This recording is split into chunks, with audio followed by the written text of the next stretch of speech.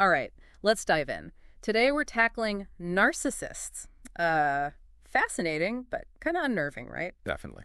So, get this. We're looking at a brand new article by the psychology professor who spent like over 20 years studying these personalities. Yeah. His work is really insightful, especially about recognizing those early signs, you know? You might be surprised those charming qualities can actually be a red flag. Hold on, so being charming is like a bad thing. That's kind of, I don't know, counterintuitive, right? It can be, especially with a narcissist. At their core, there's a lack of empathy, a sense of entitlement, and they're completely self-focused. But the thing is, these traits, while consistent, they show up differently. So they're like, what, chameleons adapting, depending on the situation? Exactly.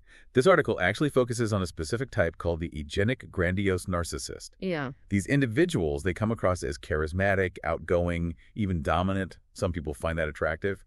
But under the surface... Trouble's brewing. Potentially. Remember that lack of empathy. It can manifest in a few, well, unsettling ways. Taking advantage of others, demanding special treatment, never giving back. And then there's love bombing. It's a classic manipulative tactic. Okay, love bombing. That sounds intense. What does it look like, though? Imagine being showered with compliments, gifts, early in a relationship. It's a whirlwind, meant to sweep you off your feet, to gain control. But it's not real, not sustainable. It often leads to a very different reality. So it's all an illusion, just a strategy to hook someone. That's pretty disheartening. It is. Honestly, if you're seeing this, in a new relationship, the professor's advice is pretty straightforward. Get out. Easier said than done, right? They make you feel so special. Walking away is hard. So does this mean any long-term relationship with a narcissist is, like, doomed? Not necessarily. There's some recent research that offers a bit of hope. It needs more real-world validation, but still. For instance, one study showed that perspective-taking exercises where they have to see from someone else's point of view boosted empathy, even in people with narcissistic traits. So helping them see the world differently, that's fascinating. Could that work in other settings too? Like with bosses who have narcissistic tendencies? Imagine like a VR simulation where they see the impact of their actions. That's an interesting idea, and it aligns with where the research is heading. Another study found that recalling acts of genuine kindness they'd shown others led to a decrease in their narcissistic tendencies. Over time, though. So there's a chance to, like, rewire those patterns. Incredible. But you mentioned more real-world testing. What's that entail? Taking these exercises out of the lab and into therapy, maybe? Exactly. It's exciting, but we don't know how long these positive effects last outside a controlled setting. There's so much potential, but we're still figuring out how to apply it effectively. This definitely changes how we think about these personalities. Yeah. We focused on personal relationships, but this research could be huge for the workplace too, right? Dealing with a narcissistic boss is, well, it's a nightmare. Absolutely. And this article goes into that. Some common behaviors: aggression, bullying, taking credit for others' work, hoarding resources. Oh, that sounds awful. So what can you do if you're stuck in that situation? Just grin and bear it. Not necessarily. The professor suggests using formal processes at your company, employee assistance programs, things like that. Setting clear boundaries is important too. Boundaries. We hear that a lot, but what does that even look like with a boss? It's not like you can just say, hey, stop being a narcissist. You're right. It's definitely not that simple. But before we get into the specifics of that, it's important to understand how these traits show up at work. It can be more subtle than in personal relationships. Okay, so less obvious signs. Because, let's be honest, not every demanding boss is a narcissist, right? Right.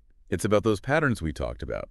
Do they constantly interrupt, dismiss ideas, take all the credit, and shift the blame? Red flags. Good point.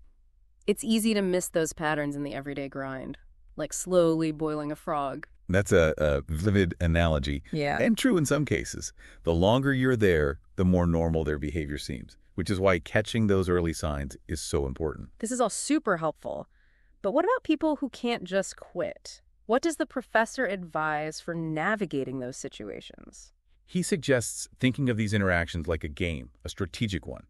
Go into meetings with a clear goal. Get what you need, get out, keep it brief, stick to the task, avoid their emotional pull. So minimize the chance for them to, like, derail things and make it about them. Exactly. Stay professional, use assertive communication to redirect when you need to, and don't take it personally. It's not about you, it's their need to control. Wow, this is giving me a whole new perspective on work. But let's be real, dealing with a narcissist, whether it's a boss, partner, family, it's exhausting. Yeah. Like walking on eggshells. It is. And it highlights something important. You can't change their behavior, but you can control your own reactions, set those boundaries. Okay, let's talk boundaries. How do you actually make them and stick to them when you're dealing with someone who just pushes those limits? I want to get tactical here. Let's do it. First, figure out what you absolutely won't tolerate. What are your limits for your emotional and mental space? So like drawing a line and saying, this far, no further. Exactly. Then communicate those boundaries clearly and consistently. It doesn't have to be a fight. You can start with simple things like, I'm not comfortable talking about this now, or I need time to think before I respond. Well, what if they just ignore you? Keep pushing. Then you have to be ready with consequences. Stop talking, leave the room, limit contact. Actions speak louder than words. Be consistent, and they'll get it. That takes guts, though, right? Especially when they might get angry or manipulative. It does. But remember, boundaries are about self-respect, taking care of yourself, and refusing to play their game. That's a powerful statement. Reclaiming your power, not being a victim. Exactly. And you're not alone in this. A lot of people struggle with setting boundaries, especially with narcissists. There are resources, support groups, therapists, people who can help you build those skills and confidence. This has been eye-opening. We've covered so much, recognizing the signs, potential for change, and those boundaries. And understanding narcissism is key, not just for protecting ourselves, but for building empathy and compassion in all our relationships and in society. Absolutely. So to everyone listening who's dealing with this, you're not alone. And it might be tough, but there's hope. Keep learning, keep setting boundaries, keep believing in change, even if it's small steps. Beautifully said. And that brings us to something to think about. If we could design interventions to help narcissists develop empathy and self-awareness, what would that look like? What kind of impact would that have on the world? It's a question worth exploring. It's almost like we need like a total societal shift, to really understand and deal with narcissism. We've been so focused on labeling it, but maybe it's time to look at how to change it. I think you're right. This research on perspective taking and recalling acts of kindness, it's really exciting. It shows that even those ingrained patterns, they can change. And that could have a ripple effect, right? Not just for them, but for everyone around them. Imagine if we could give people the tools to understand and manage these tendencies. Families, workplaces, it could change everything. Exactly. It's about building a more empathetic, compassionate society where people can recognize and address these behaviors in themselves and others. I'm getting chills thinking about it, but let's be real, we're not there yet. There's still so much to learn about narcissism and how to help. Of course, this research is just starting, but even exploring these possibilities, it's huge. It gives us hope that things can be different. And that's a powerful thought. But before we get too ahead of ourselves, let's go back to those formal processes companies can use. You mentioned employee assistance programs, EAPs, right? What exactly are those and how can they help? Sure. EAPs are usually offered as a benefit to employees. They provide confidential counseling and support for things like mental health, substance abuse, workplace conflicts. So if you're dealing with a narcissistic boss, an EAP can be a great resource. They can give you guidance and help you cope. So it's like having a neutral person to help you navigate that mess. Exactly. EAP counselors, they're trained to help with these situations. They can give you advice on boundaries, communication, and just protecting yourself. That sounds so helpful, especially when you're feeling lost and overwhelmed. But what if the EAP doesn't work? Or you can't use it for some reason? What else can you do?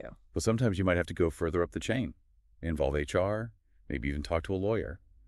But those options, you have to be careful. Understand your rights and what could happen. It sounds tricky.